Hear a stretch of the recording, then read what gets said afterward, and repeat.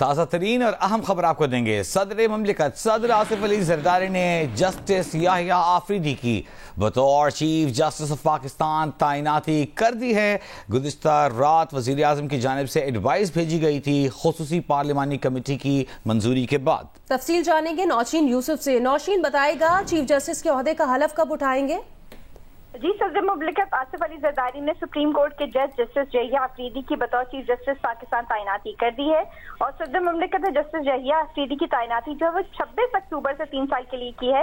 यानी जस्टिस काजी फैज ईसा के रिटायरमेंट के बाद जस्टिस याहिया आफरीदी जो है वो अपने ओहदे का हल्फ उठा लेंगे। सदर मुमलिकत ने ये तैनाती आइन के आर्टिकल 175A3, 177 और 179 के तहत की है। सदर मुमलिकत ने जस्टिस याहिया आफरीदी से 26 अक्टूबर को चीफ जस्टिस के ओहदे के हल्फ के लिए भी मंजूरी दे दी है। जी, बहुत शुक्रिया नौशीन यूसुफ आपका। इससे पहले जस्टिस याहिया खान आफरीदी को चीफ जस्टिस ऑफ पाकिस्तान नामजद किया गया था। वफाकी वजीर कानून आजम नज़ीर तारड़ ने बताया कि कमेटी ने 2/3 अक्सरियत से जस्टिस याहिया खान आफरीदी को चीफ जस्टिस पाकिस्तान नामजद किया। कमेटी ने जस्टिस याहिया खान आफरीदी का नाम वजीर आजम को भेज दिया था।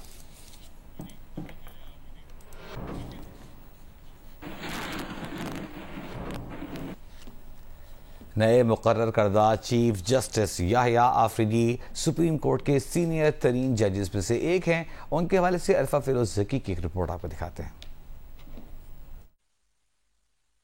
सुप्रीम कोर्ट के जज जस्टिस याहिया आफरीदी 23 जनवरी 1965 को पैदा हुए। इब्तदाई तालीम HSN कॉलेज लाहौर से हासिल की। गवर्नमेंट कॉलेज लाहौर से ग्रेजुएशन, जबकि पंजाब यूनिवर्सिटी लाहौर से MA मुआशियात की डिग्री हासिल की। कॉमनवेल्थ स्कॉलरशिप पर जेसिस कॉलेज कैम्ब्रिज यूनिवर्सिटी से LLM की डिग्री भी हासिल की। जस्टिस याहिया आफरीदी ने 1990 में हाई कोर्ट के वकील की हैसियत से प्रैक्टिस शुरू की और 2004 में सुप्रीम कोर्ट के वकील के तौर पर वकालत का आगाज किया। जस्टिस याहिया आफरीदी ने खैबर पख्तूनख्वा के लिए बतौर असिस्टेंट एडवोकेट जनरल की खिदमत भी सर अंजाम दी।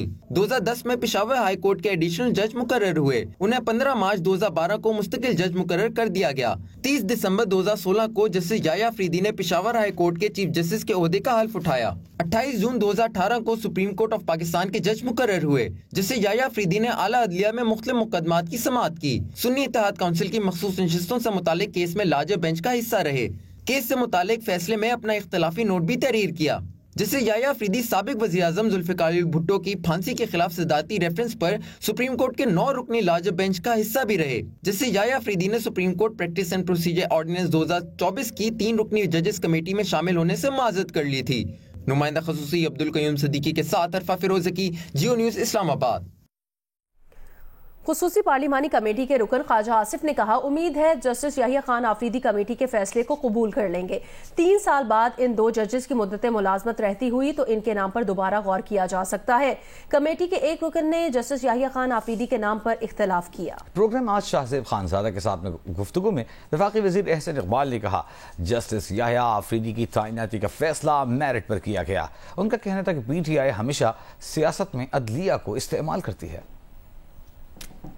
जस्टिस याहिया आफरीदी साहब को जब चीफ जस्टिस बनाते हैं तो एक तो उनके करियर के 2 साल कम हो जाते हैं, मगर जस्टिस मंसूर अली शाह का सबसे ज़्यादा नुकसान होता है क्योंकि जब 3 साल पूरे होंगे जस्टिस याहिया आफरीदी साहब के, तो उस वक्त भी जो टॉप 3 लोग मौजूद होंगे उनमें जस्टिस मुनीब अख्तर होंगे और अगर आपकी हुकूमत ना हुई तो अब तो शायद 1 साल के लिए justice Munib Akhtar chief justice बनते जस्टिस मंसूर अली शाह की रिटायरमेंट के बाद, उनका चांस होगा 3 साल के लिए चीफ जस्टिस बनने का। जस्टिस मुनीब अख्तर जो है वो पहले 3 जजेस में उनका नाम आता होगा उस वक्त जो है तो डेफिनेटली कंसिडर होंगे। क्यों नहीं कंसिडर होंगे? तो कौन उन पे कदम लगाएगा? कोई भी ना।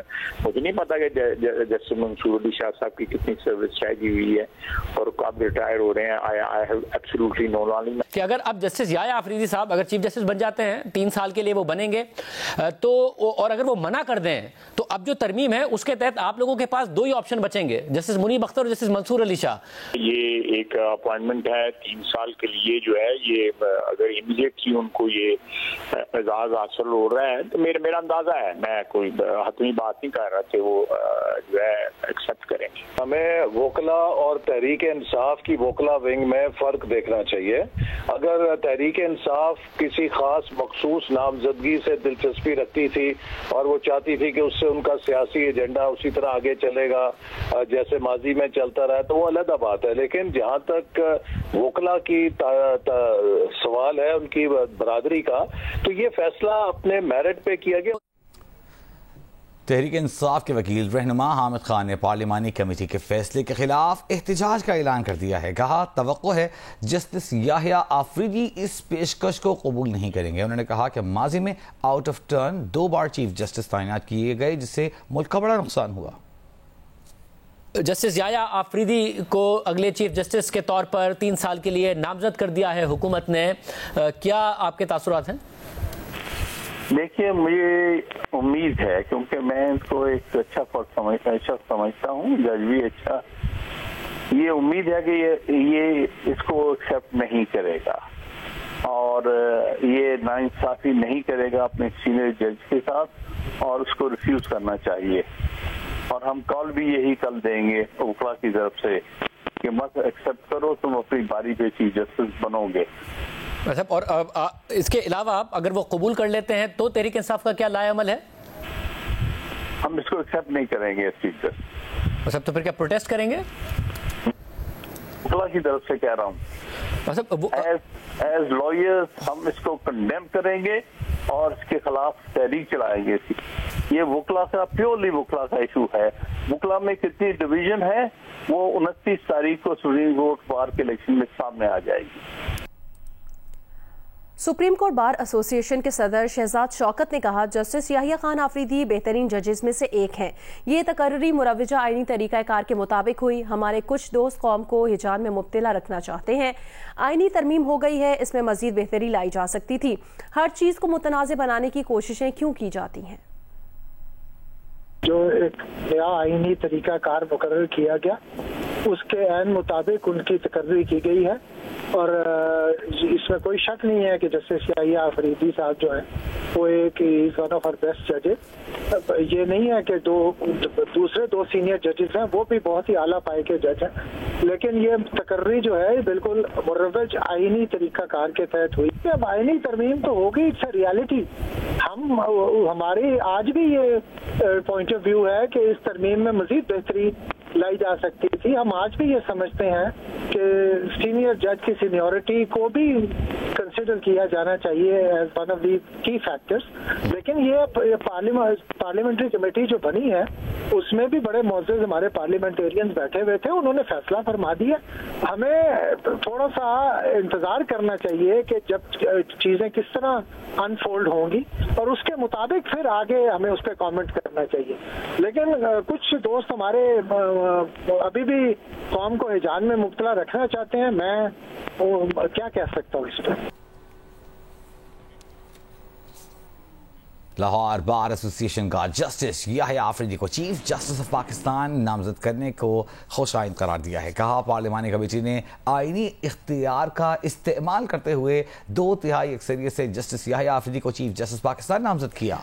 उन्होंने कहा हम उम्मीद करते हैं नए आने वाले चीफ जस्टिस अपनी पेशावराना सलाहियतों से मुल्क के लिए और निज़ाम अदल के लिए मौजू साबित होंगे।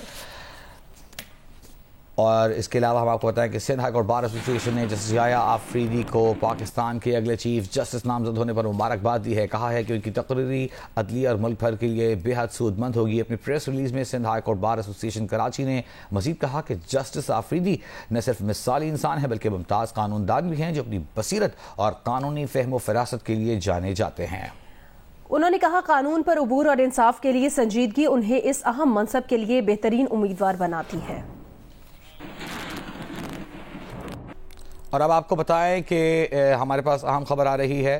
पाकिस्तान तहरीक इंसाफ ने मुनहरिफ अराकीन को शो कॉज नोटिस जारी कर दिए हैं। जिन अराकीन को शो कॉज नोटिस जारी किए गए हैं उनमें ज़ैन कुरैशी, रियाज फतियाना, मिक़दाद अली खान, असलम घुम्मन शामिल हैं। इन अरकान को पार्टी हिदायत की खिलाफ वर्जी पर शो कॉज नोटिस जारी किए गए हैं।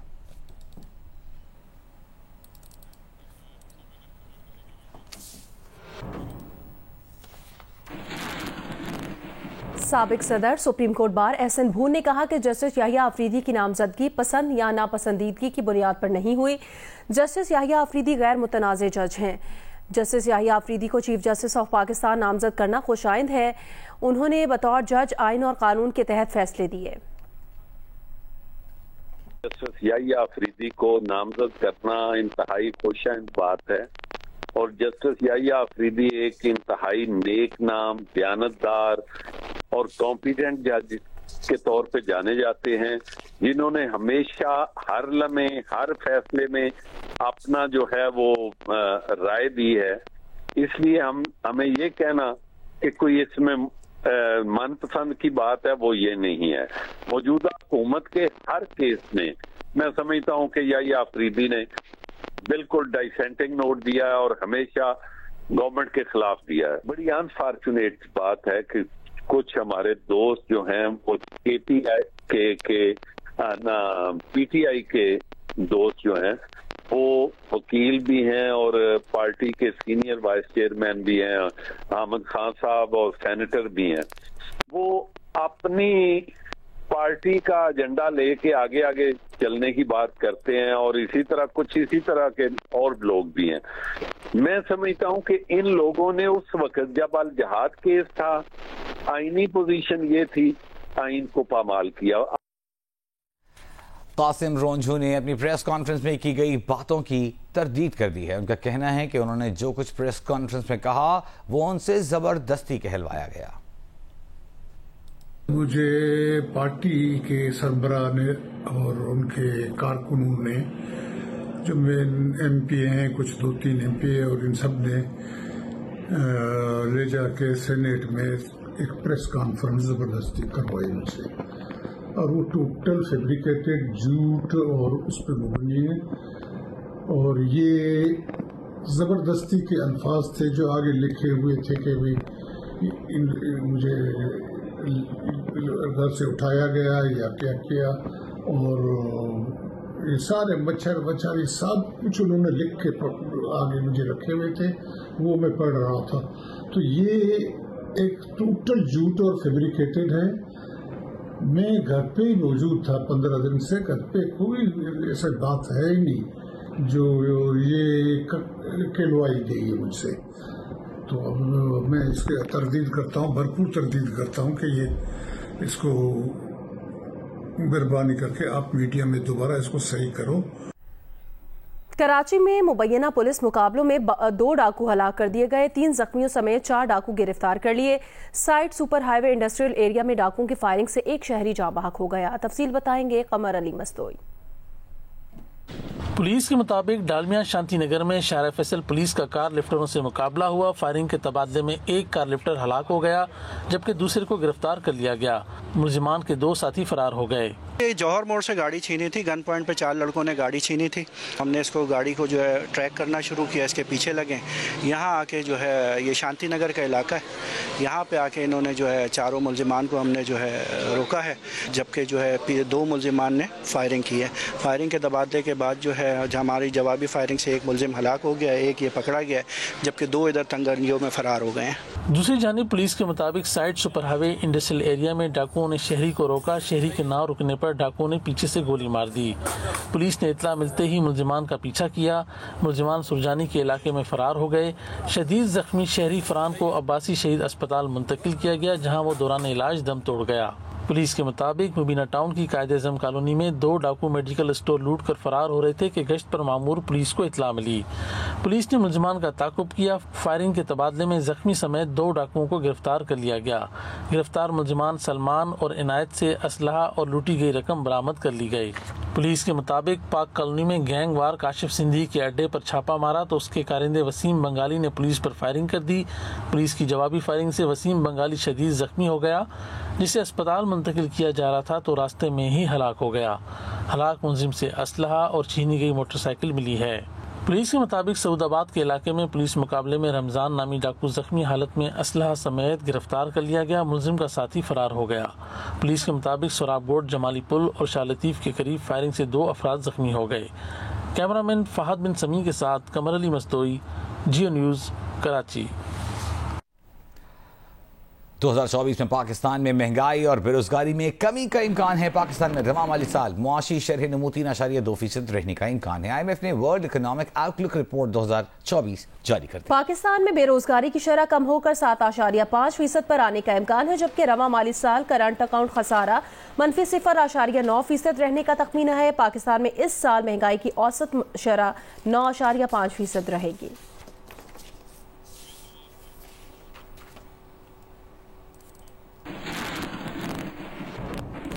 इसराइली फौज ने हिजबुल्लाह के कायम मकाम सरबराह हाशिम सफीउद्दीन को भी शहीद करने का दावा किया है। इसराइली फौज का कहना है हाशिम सफीउद्दीन को 3 हफ्ते पहले बैरूत पर हमले में निशाना बनाया गया था। हाशिम सफीउद्दीन हिजबुल्लाह के साबिक सरबराह हसन नसरुल्लाह के कज़न हैं। सैयद हसन नसरुल्लाह को इससे काबुल शहीद कर दिया गया था। लेबनान पर पिछले बरस 7 अक्टूबर के बाद से जारी इसराइली हमलों में शहीद शहरियों की तादाद 2500 से बढ़ गई है। रूसी मीडिया के मुताबिक ये तादाद 2530 है। तकरीबन 12,000 लेबनानी शहरी जख्मी भी किए गए हैं।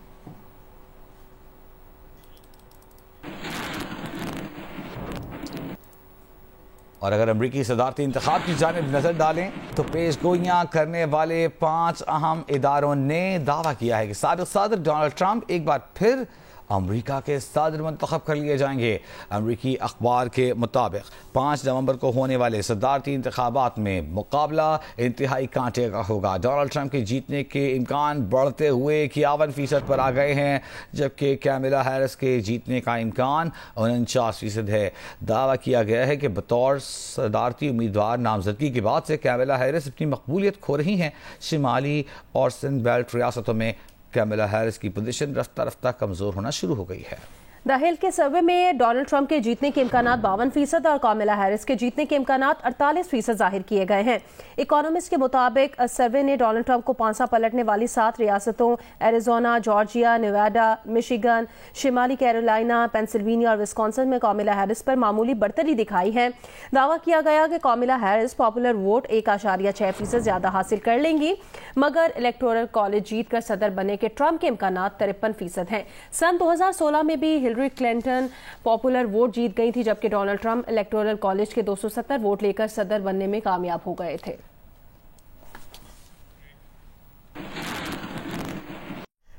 पाकिस्तान टेस्ट टीम के नायब कप्तान सऊद शकील का कहना है दूसरा टेस्ट जीतकर टीम का मोराल अच्छा है। रावलपिंडी में भी स्पिन पिच बनाने की कोशिश है। मीडिया से गुफ्तगू में सऊद शकील ने कहा कि मुल्तान और पिंडी में मौसम का फर्क है, यहाँ पिच फास्ट बॉलर्स को भी मदद फराहम करेगी। एज अ टीम देखा जाए तो काफ़ी अच्छा मोराल भी है टीम का, और एक जो जीत होती है ना वो बहुत ज़रूरी भी होती है एक टीम को माहौल बनाने में। एक यंग टीम थी तो ओवरऑल में देखा जाए तो काफ़ी टीम का मोराल अच्छा है, और कोशिश करेंगे कि वही वाली हिकमत अमली को थोड़ा सा रिपीट कर लें। अगर हमें वहाँ पे एडवांटेज मिल रहा है एज अ स्पिन ग्रुप, हम उनके विकेट्स ले पा रहे हैं और उनको मुश्किल हो रही है, तो कोशिश करेंगे उसी तरह की क्रिकेट खेलें। मैं पर्सनली ये समझता हूँ कि हम काफ़ी लेट हो गए ये चीज़ डिसाइड करने में कि यार अगर इंग्लैंड आ रही है तो हम उनके खिलाफ इस कॉम्बिनेशन के साथ जाएं और इस तरह की पिचें बनाएं। पहले जो अगर आप मुल्तान और रावलपिंडी में देखें ना तो वेदर डिफरेंस आता है। मुल्तान में थोड़ी ज़्यादा गर्मी होती है, थोड़ा ज़्यादा ह्यूमिड होता है बानिस्बत पिंडी के, और पिंडी हमेशा से हमने जब देखा है कि वो थोड़ा सा ना फास्ट बॉलर्स को फेवर करता है और उसमें पिच में ना बाउंस भी होता है बानिस्बत मुल्तान के। तो ये 2-4 चीज़ें थी मेरे ख्याल में, उसको मद्देनज़र रखते हुए ग्राउंड में अपने हिसाब से तैयारी कर रहे होंगे कि यार यहाँ पे हीटर की भी ज़रूरत पड़ सकती है या फ़ैन की ज़्यादा ज़रूरत पड़ सकती है। तो मेरा ख्याल है यही 1-2 चीज़ें हैं जो मौसम की वजह से ना काफ़ी पिच में चेंजेस आती हैं और वो ही एक डिफरेंस होता है। लेकिन बज़ाहिर जो नज़र आ रहा है पिच में, तो मैं उम्मीद करता हूँ कि इसमें स्पिन होगा इस पिच में। लाहौर में जारी पोलो इन पिंक टूर्नामेंट में मजीद 4 मैचेस का फैसला हो गया है। लाहौर पोलो क्लब के जेर एहतमाम एबिक पोलो ग्राउंड में पोलो इन पिंक टूर्नामेंट के दूसरे रोज 4 मैचेस खेले गए। पहले मैच में FG दीन पोलो ने लाहौर सिटी की टीम को 7 के मुकाबले में 10 गोल से शिकस्त दी। दूसरे मैच में CQC गोल्ड टीम ने 1 डिग्री की टीम को 4 के मुकाबले में 9 गोल से हराया। तीसरे मैच में गार्ड्स जकी फॉर्म्स की टीम ने ब्लैक हॉर्स को 8-5 से मात दी, जबकि चौथे मैच में सख्त मुकाबला हुआ। प्लाटिनम की टीम ने डायमंड्स की टीम को 5 के मुकाबले में 7 गोल से शिकस्त दी। इवेंट के तीसरे रोज भी 4 मैचेस खेले जाएंगे। स्वात के मरकजी शहर मैंगोरा से 2 किलोमीटर के फासले पर वाक़ बाईपास 4 साल गुजरने के बावजूद मुकम्मल नहीं हुआ। तफसीलात बता रहे हैं महबूब अली। जी बिल्कुल, स्वात के मरकजी शहर मिंगोरा से सिर्फ 2 किलोमीटर के फासले पर कांजू अलीग्रामा बाईपास रोड, जिस पर आज से तकरीबन 4 साल कबल काम शुरू किया गया था और आज से 2 साल कबल इस बाईपास को जुज़वी तौर पर मुकम्मल कर लिया गया। ताहम जगह जगह पर ऐसे जो पोर्शन जो है ये रह गए हैं कि जिनको अभी मुकम्मल करना बाकी है। इंतज़ामिया से हमने रब्ता किया तो उनका मौक़िफ़ ये है कि ये काम इसलिए अधूरा पड़ा है कि इसका जो ठेकेदार है तो उनका मौक़िफ़ ये है कि उनको चूँकि अभी तक मुकम्मल पैसे नहीं मिले हैं, इसलिए इस काम को अधूरा छोड़ दिया गया है। इस अधूरे काम की वजह से जो मकामी लोग हैं उनको शदीद मुश्किलात का सामना है, चूँकि यहाँ से रोज़ाना तकरीबन हज़ारों की तादाद में गाड़ियाँ गुजरती है। इसलिए मकामी लोगों ने हुकूमत से ये मुतालिबा किया है कि इस सड़क को मुकम्मल करने के लिए फौरी और ठोस इक़दाम उठाए जाए। कराची में आलमी सकाफती मेले के 27वें रोज़ ज़िंदगी की गुत्थियाँ सुलझाई गईं। जज्बों को ज़बान देता फिजिकल थिएटर प्ले रूस के फनकारों ने पेश किया। तब्दील होती रोशनियों में जहां गैर मुल्की थिएटर आर्टिस्ट महवे रक्स थे, तो वहीं फ़लस्तीनी फनकारों ने भी अदाकारी की बारीकियाँ समझाईं। देखिए वलीद अहमद की रिपोर्ट। आर्ट्स काउंसिल कराची जियो और जंग के इश्तराक से 38 रोज़ा आलमी सकाफती मेले के 27वें दिन का आगाज वर्कशॉप से हुआ। आर्ट्स काउंसिल के तलबा ने फ़लस्तीनी आर्टिस्ट जोई और अहमद से थिएटर अदाकारी के गुर सीखे। फिर रूसी फिजिकल थिएटर प्ले रोड देखने हाजरीन और 20 ममालिक के फनकार ऑडिटोरियम पहुंचे।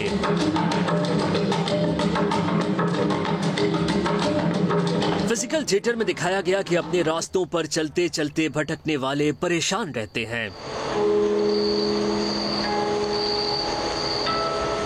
रक्स ने जिंदगी, मोहब्बत और इंसानी जज्बों की खूब तशरीह की।